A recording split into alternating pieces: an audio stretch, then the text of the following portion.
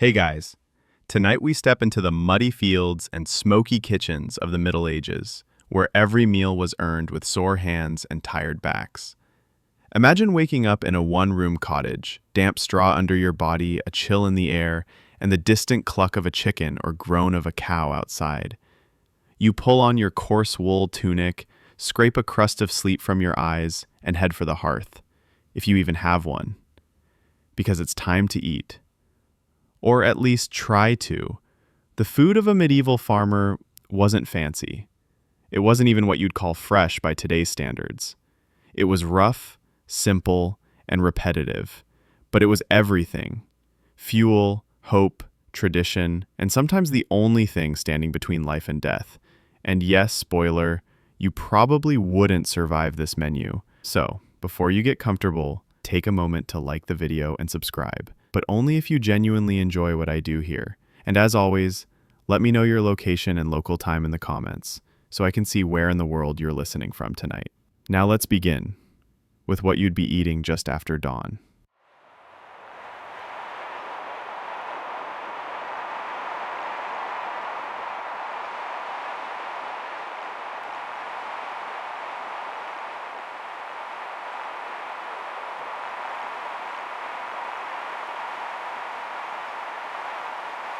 It's early, cold.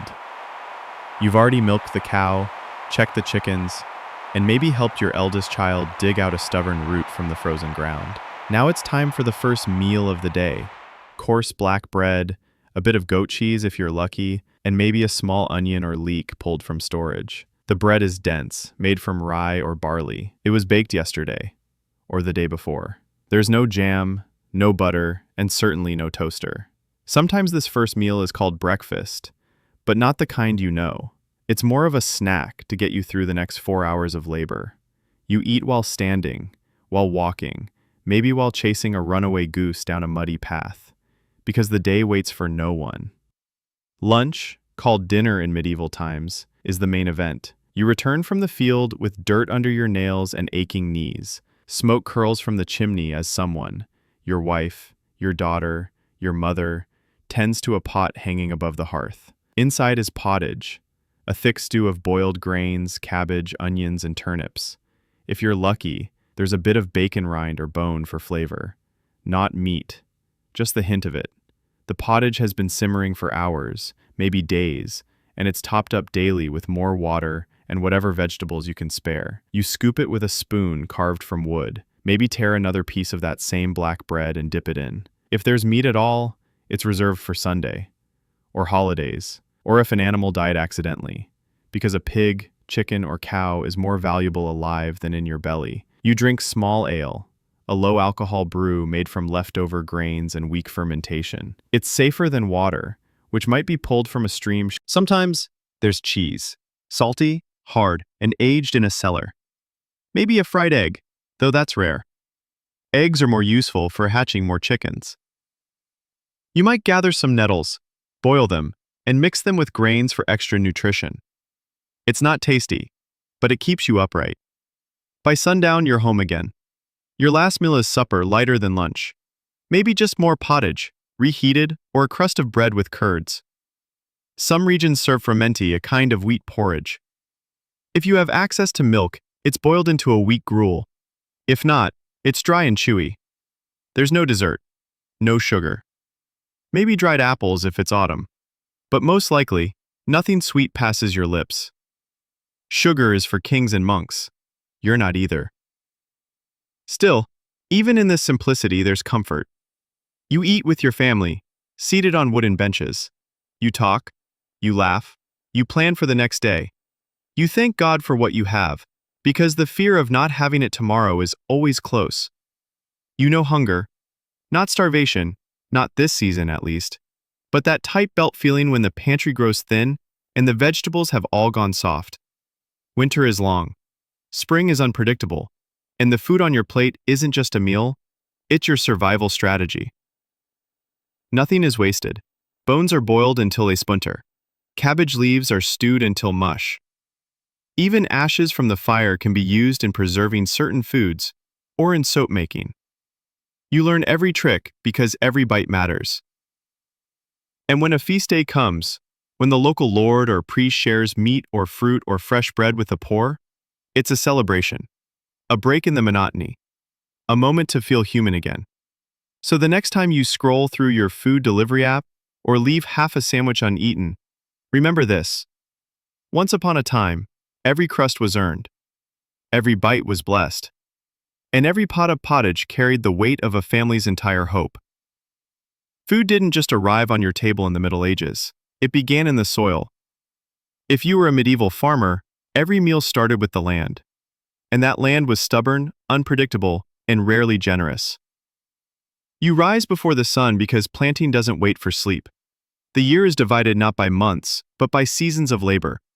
There's the tilling season, the sowing season, the growing season, the harvest. And each one comes with its own chores, prayers, and risks. Let's start with spring, the season of hope. You grab your wooden-handled plow, maybe harness your ox if you're lucky enough to own one, and turn the earth row by row. You plant barley, rye, and oats. Wheat is a luxury. It needs good soil and more care. You might get a small patch if you're on church land or under a generous lord. Your seeds are saved from last year, dried and hidden in sacks away from rodents. You don't have fertilizer, not the modern kind, but you use manure, if there's enough. You say a prayer because even one bad storm. Next comes summer, and your job is to keep the fields alive. Weeds are a constant enemy. So are birds, beetles, and mildew. There are no pesticides, no machines. You and your children walk the fields with sticks, chasing crows and inspecting leaves. You hope for rain, but not too much, sun, but not heat waves. It's a season of waiting and watching. Autumn is the season of everything. If you don't bring in the harvest, you won't eat. It's communal, frantic, and sacred. Everyone helps. Children, the elderly, neighbors. You cut stalks by hand, using a sickle. You stack them in sheaves, bind them with twine, and load them into carts. If you're late, the rains will ruin it. If you're careless, rats will claim it. Then you thresh. And through it all, you rotate your fields. Medieval farmers understood that planting in the same soil every year weakened it. So they used the three-field system. One field for winter crops, one for spring crops, one left fallow to rest. It wasn't scientific, but it worked. Barely. But what happens when something goes wrong? A wet summer brings mildew, a dry spring brings blight, a single swarm of locusts can eat through your oats in a single day. Your child might fall sick and leave the turnips untended, a cartwheel breaks, a thief sneaks into your granary. Every year there's a new reason to fail. And failure means hunger. Maybe not today, but in 3 months when your bread runs out and snow buries your land. So you diversify. You grow beans, a good source of protein and easy to dry. You plant peas, lentils, and leeks. You gather wild herbs, forage for mushrooms, and keep a kitchen garden with parsley, sage, and garlic if you're fortunate. Every bit helps. And farming isn't just crops. If you're lucky, you tend a small orchard. Apples in fall, pears if the tree survived the frost. You don't bite into them like a snack. You dry them, bake them, store them. You save what you can. You learn to pickle cabbage, dry beans, smoke meat when you have it, and bury root vegetables in cellars. You weave storage baskets from reeds and line them with linen. Spoilage is the enemy. Rats are the plague before the plague. Tools? Primitive but vital. You use wooden plows, iron hoes, rope harnesses. Your hands develop calluses, your back aches. Your body knows every inch of its labor. And still, you return every year, because this land is your table, your pantry, your clock. You farm with your family, you inherit land from your father, and your children will inherit it from you. But if you're a serf, you don't own what you plant. You owe a portion to the Lord, to the church, sometimes even to soldiers who pass through. Still you plant, because in this world growing your own food isn't a choice, it's a contract with survival. Every seed is a bet, every harvest a prayer answered, or denied. And when it works, when the granary is full, when the bread rises over the hearth and the stew simmers thick and fragrant, you feel something ancient stir in your chest. Pride, bread, gruel, pottage, again and again. For a medieval farmer, life was a rhythm of grain, grown, harvested, stored, and eventually eaten in every possible form. If food was survival, then grain was the beating heart of it. Let's step into your cottage kitchen on a chilly morning. There's no fragrance of pastries or coffee. Instead, the smell is earthy, something between boiled hay and toasted stone. That's your breakfast, gruel, a watery mash made from barley or oats. Sometimes you use millet or rye, depending on what your land allows. You boil it in a pot, stir it with a wooden spoon, and eat it hot to warm your bones. But gruel isn't just a morning thing. It might show up again at night, maybe thickened into porridge if you've saved enough grain to use a little more. The difference between thin gruel and thick porridge? Hunger and luck. Then there's bread, the real backbone of every meal. You make it from flour milled from your own crops, or you trade for it. The flour is rough and dark, flecked with bits of husk and chaff. It isn't soft. It's dense, flat, and usually round. You don't slice it with a knife. You break it with your hands or your teeth. Some days, your bread is unleavened, made quickly and cooked on a flat stone. Other days, you let it ferment slightly for a primitive rise, leaving it to sit near the hearth. You don't have yeast in packets. If you want rising bread, you keep a starter alive by feeding it daily. If that dies, it's back to flatbread. The wealthy eat fine white bread, made with wheat and sifted flour. But wheat is rare for farmers. You settle for black bread or muslin, a mix of rye and barley. It fills your belly, but it chews like bark. Now imagine the kitchen tools you use, few and far between. A clay pot, a kettle hung by an iron hook, a wooden board, and maybe a dull knife. You grind flour with a quernstone, two heavy circles of rock you turn by hand. It takes time and muscle. The sound is constant. Scrape, scrape, scrape. Your arms ache, but the rhythm is almost meditative. You might store your flour in linen sacks, kept high to avoid moisture and mice. It doesn't last forever. You know the signs of spoilage, the sour smell, the mold, the telltale burrow of beetles. Still, you stretch it. Always stretch it.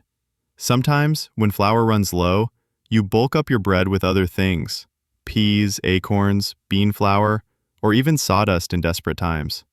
These loaves are hard, dry, and not very tasty. But again, it's not about taste, it's about calories, strength, life. At mealtime, you might dip your bread into pottage, a vegetable stew that's endlessly reused and refilled.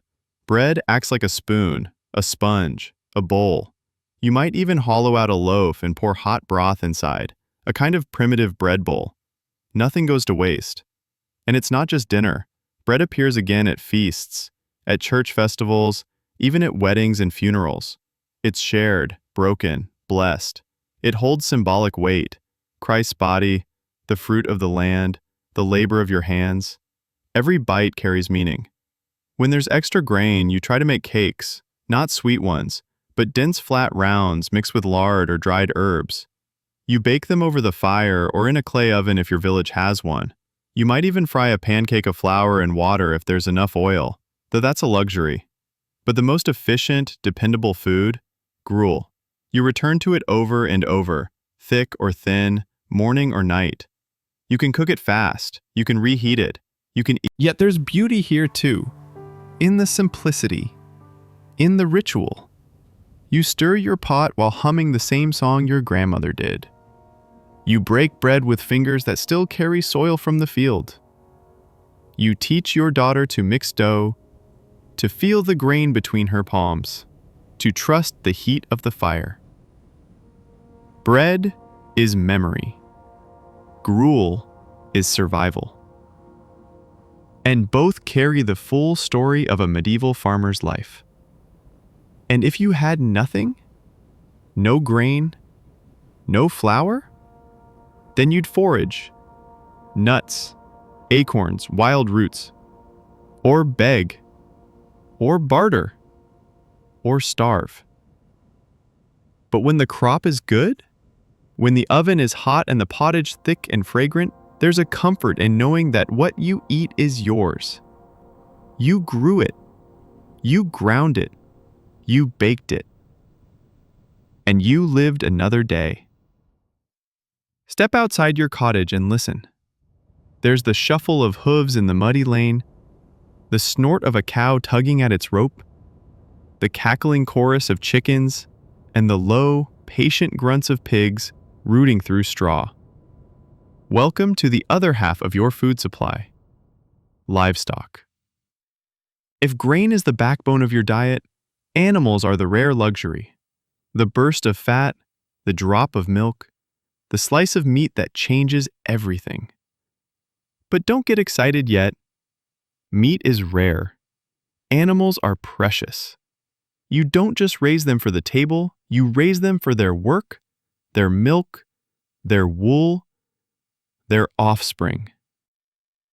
A dead animal is a last resort, or a festival. Let's start with your cow. She's big, slow, and valuable beyond words. She gives you milk, if she's healthy. And with milk, you get cheese, butter, and whey. That milk won't last long, so you curdle it fast. Cheese is salted and stored for the hard months. Butter, when churned, is saved for the rich or for holidays. Milk straight from the cow is warm, sometimes grassy, and unfiltered. It's not for pleasure, it's for survival. You likely don't eat the cow, not unless it's old or sick. If one dies, you call in neighbors. The animal is slaughtered on the dirt outside your door, blood caught in a clay bowl, every part used. The hide is tanned, the bones are cracked for marrow, the fat is rendered into tallow for candles, the meat is salted or smoked in the chimney. Now to the pig. Pigs are clever, messy, and useful. They eat scraps, acorns, kitchen waste, even manure, and turn it into fat. Fat means calories, grease, flavor. If you slaughter one in winter, the entire village knows. It's a major event. You collect what you can and guard them carefully. Eggs are a treasure. They can be eaten fresh, boiled, or even baked into bread. But you might also trade them for cloth, oil, or a favor. You don't often eat your chickens either. A hen is worth more for her eggs than her meat.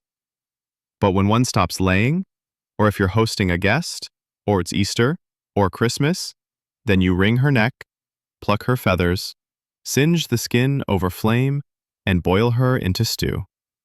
Goats are smaller and cheaper than cows, and they give milk too. Sharp, earthy, and useful. Some families keep them inside during winter. Their milk is turned into cheese, curds, and sour drink. They're stubborn, but smart. Sheep give you wool, which is more important than their meat. You shear them in spring, spin the wool, maybe sell some to the cloth maker in town. Mutton, their meat, is tough and gamey. It's stewed with onions or preserved in salt. Again, rarely eaten unless one dies or during special times. You use everything the animal gives. Hooves, boiled into glue. Intestines, used as sausage casings. Stomachs, cleaned and stuffed for puddings. Fat, rendered for oil or soap. Bones, carved into tools, needles, or beads. Even manure matters. You collect it, mix it with straw, and use it as fertilizer. Without it, your fields suffer. Feeding these animals is another burden. In summer, they graze. In winter, you store hay in the loft, chop roots, and pray the stores last. Water must be carried, stalls must be cleaned, and sickness watched for. One illness can wipe out a herd, or a family. And when it comes time to kill, you don't do it lightly. You say a prayer. Sometimes a priest is called. It's bloody, it's hard, but it's necessary. Because meat doesn't come wrapped in plastic. It comes with screams, with steam rising from warm blood, with a kind of grief that sticks to your skin. Still, these are the moments that matter. When the smokehouse fills with salted pork. When the stew thickens with bone and barley. When the smell of roasting meat fills your cottage and your neighbors peek in, pretending they came for a visit. It's not just food. It's rare joy, warmth, power, protein. Because most days, you live without it. You eat roots and grain. You flavor your stew with bones and hope. But on those rare, sacred days, when you chew meat, when fat runs down your chin, when even the children fall quiet, you feel rich. Rich like kings. Imagine now the slow simmer of a bubbling pot, the scent of garlic and herbs in the smoke-stained air, and the familiar crackle of a fire licking at the belly of an iron kettle. This, dear sleeper, is the medieval farmer's kitchen, where every dish was either survival or celebration, and sometimes both. First, let's talk about pottage, the backbone of medieval cooking. You don't follow a recipe. You follow what's growing, what hasn't spoiled, and what's been bartered at the local fair. Pottage is a stew, a soup, a slurry. It can be thick or thin, bland or rich, and you can eat it every day without repeating the same flavor twice, if you're clever. You start with a base, water, maybe some ale. Into it you toss onions, leeks, or garlic, all grown in your kitchen garden. Then come the legumes, lentils, peas, broad beans, maybe a parsnip, maybe a bit of barley or oats to thicken it. If the harvest was good, maybe even cabbage or turnip. Herbs add life, parsley, sage, thyme, or mustard seed. You crush them with a mortar or pluck and throw them in whole. Your spice shelf is laughable compared to a merchant's, but you've got flavor. Earthy, wild, rustic. Every now and then you add something precious, a bone from last week's feast, a few shreds of pork fat, or a splash of milk to cream it up. This is where leftovers live. Today's crust of bread becomes tomorrow's stew thickener. A dried Some call it eternal pottage because it never truly ends. Then there's baking. Not every home has an oven, but many villages have a communal one. On baking day, you take your dough, mix from ground grain and water, and you line up with others. You mark your loaf with a scratch or carved symbol so it's not confused with your neighbors. Some loaves are studded with nuts, others with dried fruits if you're lucky. Most are plain, blackened on the bottom, crusty on the outside, and dense enough to be used as a plate for your stew. Indeed, bread sometimes becomes the plate, a slab called a trencher. After your meal, the stew-soaked trencher is eaten by the poor, given to dogs, or dried to be used again. Now, drinks. Water is not always safe. You don't know about bacteria, but you do know people get sick from bad wells. So you drink ale, weak, cloudy, and homemade. It's called small ale, and children drink it too. It's brewed quickly, just enough to kill what lives in the water. It doesn't get you drunk unless you drink a lot, which you sometimes do. If you're lucky or clever, you've brewed mead, fermented honey and water, or cider pressed from local apples. Wine is rare and expensive. Vinegar is more common, used to pickle, to preserve, and occasionally even mixed with herbs to drink as a tonic. Sweet things? A medieval farmer rarely knew them. Sugar was an exotic luxury, almost mythical. But honey? That you could find. If you kept bees, you risked their stings for their treasure. Honey was your only true sweetener, used sparingly in breads, sauces, and medicine. Speaking of flavor, salt is king. Salt preserves meat. Salt seasons gruel. Salt keeps the stew edible when it's been reheated for the fourth time. It's so precious, it's taxed, measured, and fought over. A gift of salt is not taken lightly. When the harvest fails, your meals get tighter. Pottage turns to broth. Bread turns to gruel. Meat disappears. You chew boiled roots and dried beans, trying to ignore the rumble in your stomach. And when things go truly wrong, after a bad winter or a war, you resort to desperation. Bark, moss, even boiled leather. But that's a story for another night. Your kitchen is small. The fire burns in a hearth, often in the center of the room. You hang pots from hooks, store bowls on shelves, and kneel to cook. Your utensils are few: a spoon, a ladle, a knife passed down through generations. There's no chimney, just a smoke hole, and your eyes sting constantly. But there's joy here too. You share meals with your family on low stools, passing bread, dunking crusts, wiping your fingers on your tunic. You whisper stories to your children while the stew bubbles. You save the best bite for the oldest, or the youngest, or the guest. And on feast days, you cook meat, boil eggs, fill your belly so full you sleep without dreams. Food for you is more than nourishment. It's rhythm. It's culture.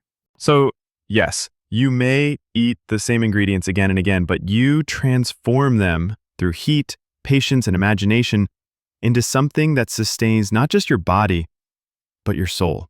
Now, let's step out of the kitchen and into the garden, that patch of earth beside your cottage that feeds you more faithfully than any lord. This humble strip of soil is where you fight hunger, not with sword or prayer, but with seed and sweat. Every medieval farmer kept a kitchen garden, often tended more by women and children than by men. Why? Because while the fields grew the grain, the garden grew the daily flavor of your life. It was the source of your onions, leeks, herbs, turnips, cabbages, and beans. Without it, your pottage would be nothing but water and memory. The layout? A mix of rows and wild tangles. There's little symmetry here. You plant what you can, where the sun reaches, where the soil feels right. Raised beds or wooden borders are rare luxuries.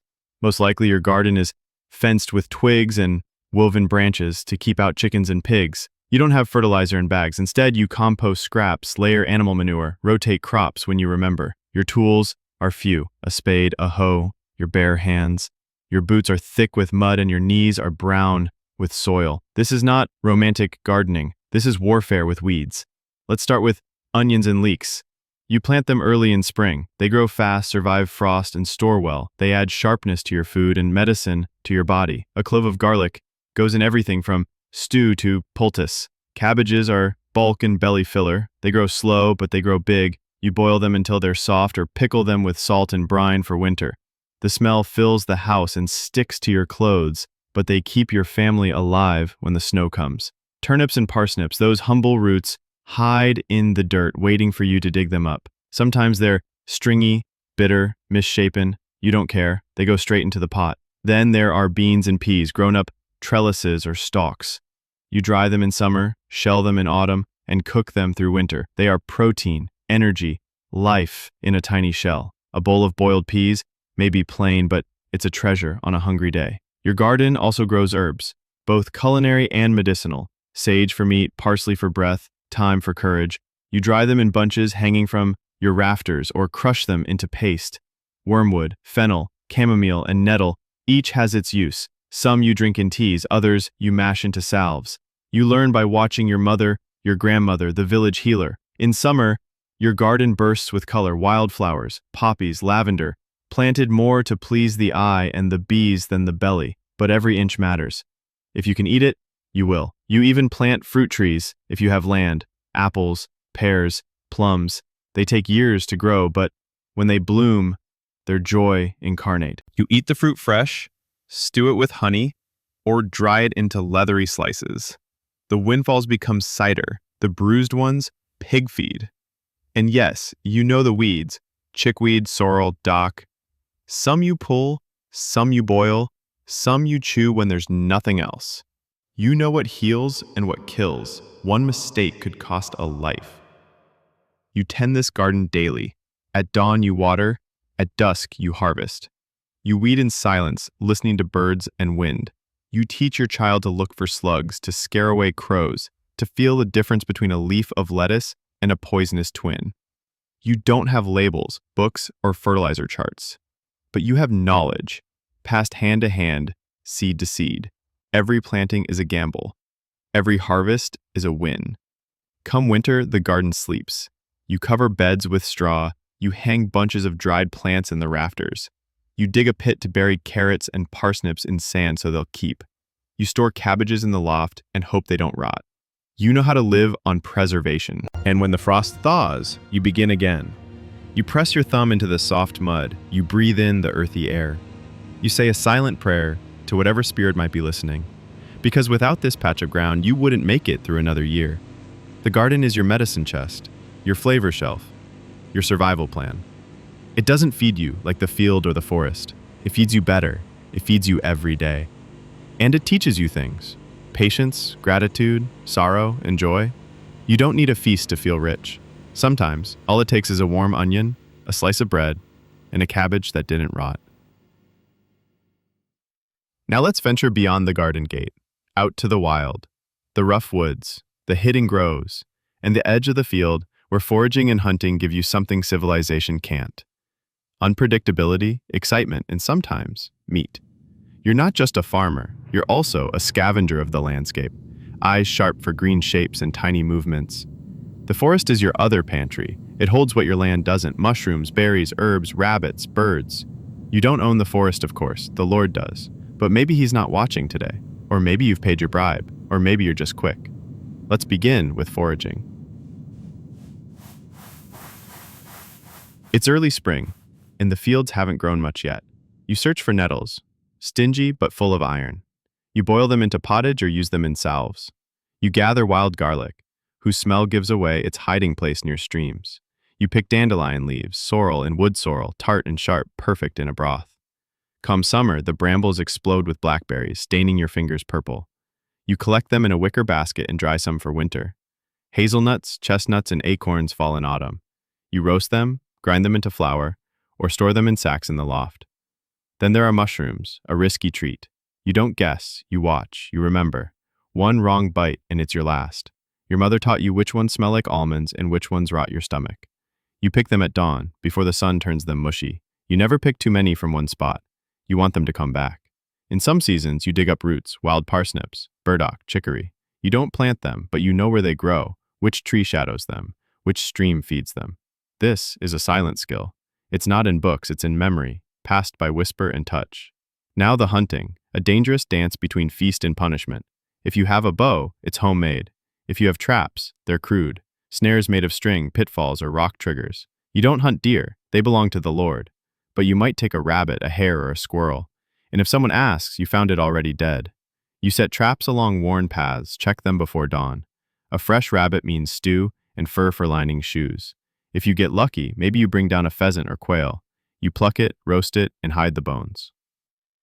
Some animals you hunt in groups: foxes, badgers, hedgehogs. Strange, yes, but meat is meat. You may bake a hedgehog in clay to remove the spines, or stew badger with onions. Every village has a method.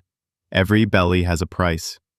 You also collect eggs, not just from your chickens, but from nests in trees. You climb barefoot, feeling the bark bite your feet, swiping goose eggs before the mother returns. Sometimes you just hear them before you see them, the soft call of wild birds leading you to a meal. On rare days, the forest gives you something else: honey. You follow the buzz, look for dark hollows in trees, and pray the bees are slow. You smoke them out, rob the comb, and run. A pot of wild honey is worth a silver coin, or a week of full stomachs. But beware, the Lord's men patrol the woods. If they catch you with a bow, with a deer carcass, with a satchel too full of mushrooms, they might fine you, or take your animal, or beat you, or worse. The law is not on your side. And yet you return, always, because the forest feeds your family when the fields fail. It teaches you secrecy, patience, and respect. You don't just walk through it, you move as part of it. You know when the berries ripen. You hear the silence before a storm. You follow deer trails, not roads. You read bark like scripture. And when you return to your cottage, mud on your boots, basket on your back, you feel a quiet pride. You didn't just live today, you survived. Your stew tastes better because of that rabbit. Your bread smells richer because of those hazelnuts. Your smile is wider because of that patch of honey. No shop, no coin, just nature, risk, and knowledge. And yes, sometimes luck. Now imagine the sky turning dark, clouds churning, and a chill wind curling through the trees. Rain is falling in sheets, thunder rumbles, and your thatched roof is leaking. Welcome to the other side of survival. The moments when nature turns on you and you have only your wits, your shelter, and your clothing to keep you from freezing. Surviving the Middle Ages meant battling the elements, especially cold and wet.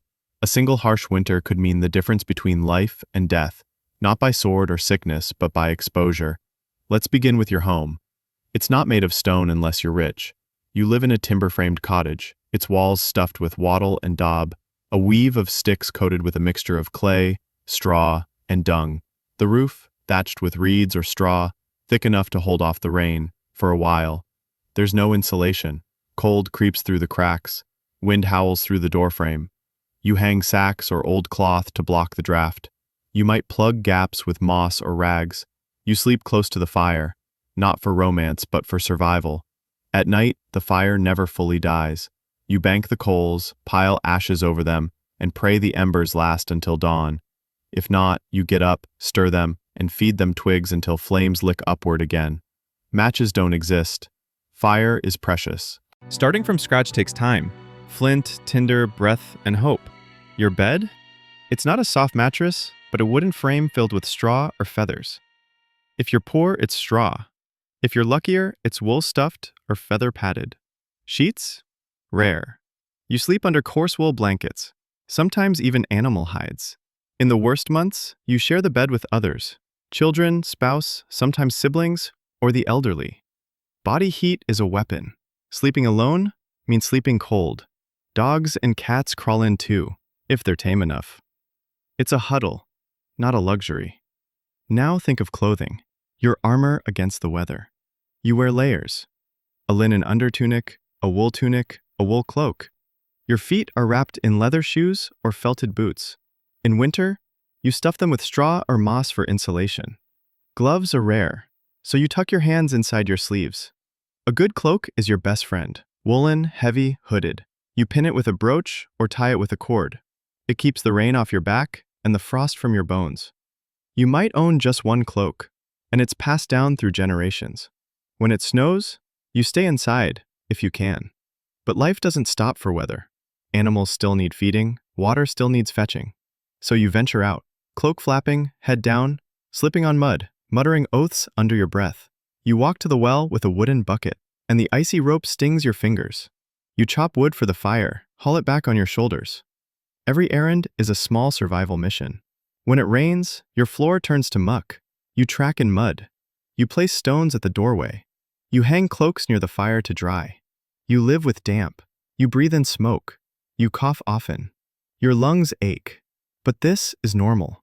Let's not forget the storms. Thunder is more than noise. It's terror. You fear lightning not for fires, but because it's seen as divine punishment. You clutch your children, cross yourself, and wait. Sometimes a bolt hits a tree near the village, splitting it in half. You call it an omen. And then there are floods. Heavy rains turn roads to rivers. Streams overflow. Chickens drown. Storage pits fill with water. You lift sacks of grain onto shelves. You lose shoes in the mud. But you adapt. You always adapt.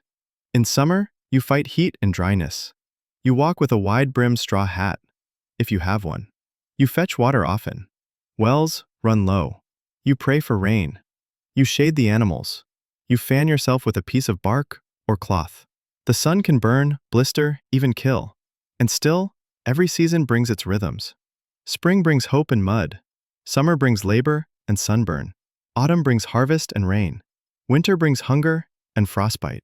There are no weather reports. You read the sky. You listen to birds. You feel it in your knees. You trust old sayings. Red sky at night, shepherd's delight. Red sky in morning, shepherd's warning. You've no idea why it works, but it often does. Every year someone doesn't make it. An old man freezes in his sleep. A child catches a fever. A woman falls into the river and never comes out. But you press on. Because survival is habit, not heroism. And somehow, there's still beauty in it. The crackle of firelight after a snowstorm. The smell of wet wool. The moment when a shaft of sunlight cuts through your smoke-filled kitchen and makes the dust dance like stars. You don't have control over the weather, but you've learned to live under its rule. It's not your enemy. It's just a power you respect. You don't conquer nature. You endure it. But what about the days when you fall ill? When your muscles ache, your forehead burns, your stomach churns, or worse, when someone in your household starts coughing and doesn't stop? Welcome to medieval survival's shadow side: illness, injury, and your desperate attempts to heal. There are no pharmacies, no antibiotics, no hospitals, unless you count the distant monastery's infirmary, where the monks might take you in, if you're lucky, and if the road doesn't kill you first. For most peasants, healing begins and ends at home. You start with herbs, grown in your garden or gathered in the wild. You boil chamomile for fevers. You make poultices from comfrey leaves to wrap around twisted limbs. You chew fennel seeds to calm a sour belly. You burn sage to cleanse the air of bad spirits. Because, yes, sometimes you believe illness isn't just physical. When a child cries through the night, you brew poppy syrup. Carefully, too much can kill, too little, and the screaming never ends. You watch their chest rise and fall. Pray the fever breaks. Pray you don't lose another one. Every village has a healer, a wise woman, usually old, often feared, always respected. She mixes salves in wooden bowls, knows which herbs to steep, which ones to burn. She may speak softly to the herbs as she grinds them, muttering charms. You listen. You learn. You remember what saved your cousin and what failed your uncle. Wounds are common. Axes slip. Hooves crush. Blades cut. You wash cuts with salt water, and it burns. You pack them with spider webs, thought to stop bleeding. You tie wounds with linen strips, torn from old shirts. Infection is always lurking. If the wound turns black, you light candles and hope. Sometimes, you're desperate enough to seek leeches, which you believe draw out bad blood. Or you try cupping, using a heated horn or pottery bowl to create suction against the skin. These aren't myths to you, they are tools, passed down like recipes. You don't question them. You can't afford to. And then there's plague. No one forgets it. The stories never go away. You've heard of entire villages emptied, of carts filled with corpses, of priests too scared to give last rites. No one understands it fully, but everyone fears it. When plague visits, you burn herbs. You wear herbal amulets. You avoid neighbors. You blame the air, the water, the sinners in the next village. You may fast, you may pray, you may flee if you can, but often, you stay. Because your animals are here, your food is here, your home is here, and leaving might kill you faster than the disease. You learn to read symptoms like omens. A swollen lump? Bad. A blackened toe? Worse. A child who stops crying? Maybe the worst of all. You accept death more easily than modern people do. It walks beside you daily. You've buried siblings, friends, a parent, maybe even a child. Grief doesn't crush you, it just becomes another stone in your pocket. And yet, medieval medicine isn't just leeches and superstition. There's logic, too. You believe in balancing the four humors: blood, phlegm, black bile, and yellow bile. You think fevers mean too much blood, melancholy, too much black bile. So treatments often aim to restore that balance. It may sound strange now, but it gives your suffering structure. There are monastic texts and herbal manuscripts, copied by candlelight, listing remedies for every ailment. Most are unreachable to you, but the village priest might know one or two. He might read from a tattered scroll, or suggest a saint to pray to: Saint Sebastian for plague, Saint Apollonia for toothaches. Yes, you pray. Healing and faith go hand in hand. A shrine visit, a candle lit in the church, a whispered plea to the Virgin Mary, not just for miracles, but for peace of mind. And through all this, you keep working. Ill or not, the animals still need feeding, the fire needs stoking, the children need care. You learn to function through pain, to ignore the cough, to push through the fever. There is no sick day. There is only surviving.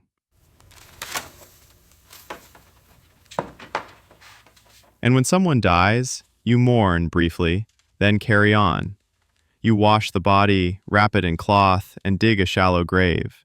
There may be a bell, a priest, a prayer, or maybe just silence. Then the next day, you're in the garden again, picking onions, stirring broth, whispering to the fire, because what choice do you have? But here's the thing, you don't despair. You endure. You pass knowledge to your children: how to recognize fever sweat, how to boil nettle tea, how to splint a leg with sticks and cloth. You teach them what your mother taught you.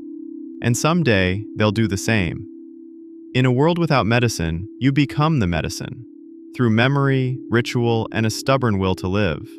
And somehow, year after year, you survive. And now, at the end of the day, after the foraging, the labor, the storms, the hunger, the illness, you return to something vital, almost holy in its importance: the meal. It's not a feast, it's not grand, but it's warm, it's yours, and it's the center of your world. Imagine it now. The hearth glows faintly, casting amber shadows on the walls. You're seated cross-legged on a rough plank bench, or even the earthen floor. There's no table for many, just a board across two barrels or laps cradling bowls. Family clusters together, shoulder to shoulder, steam rising from clay pots. Your bowl is wood, your spoon is hand-carved. Your drink is weak ale or sometimes watered cider, safer than water. You rarely eat alone because eating is survival's reward, and a shared bowl is a shared life. Tonight's dinner? A thick barley pottage, boiled slowly over hours, with turnips, leeks, and the last bit of salted pork scraped from the bone.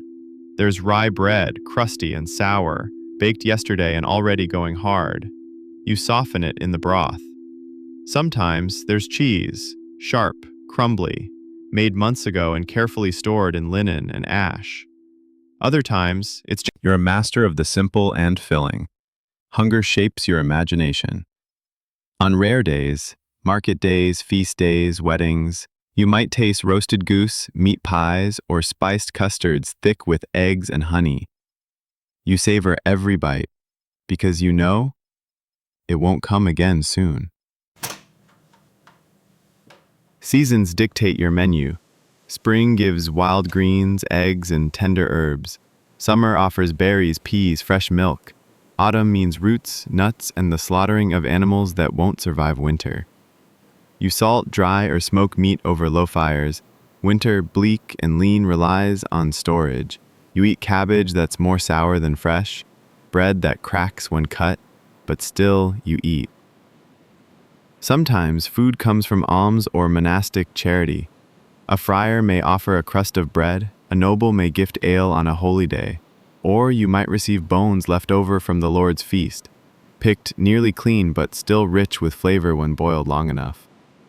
Your kitchen, if you can call it that, is part of the main room. There's no chimney, smoke finds its way out however it can. You cook over an open flame with pots hanging from iron hooks or resting on glowing coals. Your hands are scarred from splashes and burns, but you've learned how to handle fire, how to coax heat without waste. Your children learn from watching. They peel roots with a dull knife, they stir pottage with a wooden paddle, they kneel beside you as you shell beans. Cooking is teaching, and every meal is a living lesson. One day they'll do it without thinking, just as you now do. You eat slowly if you can, not because of manners, but because there may not be more. Seconds are rare. The pot must stretch. You scrape the bowl clean, not a drop wasted. And when you're finished, you don't throw away scraps. Bread crusts are saved, bone fragments are boiled again tomorrow, leftover pottage is reheated again and again, thickening over days. Even peelings feed pigs or chickens. Nothing is discarded. Sometimes you barter food, a jug of ale for a basket of eggs, a chunk of cheese for a patch of woven cloth, a few onions for a borrowed tool. Food is currency and community, the true lifeblood of a medieval village. But food is also identity. You know your class not by your clothes but by your plate. The nobility dine on white bread, venison, figs, and spiced wine. You eat dark rye, cabbage, and pottage, and yet you endure longer. When famine comes, your body is used to less.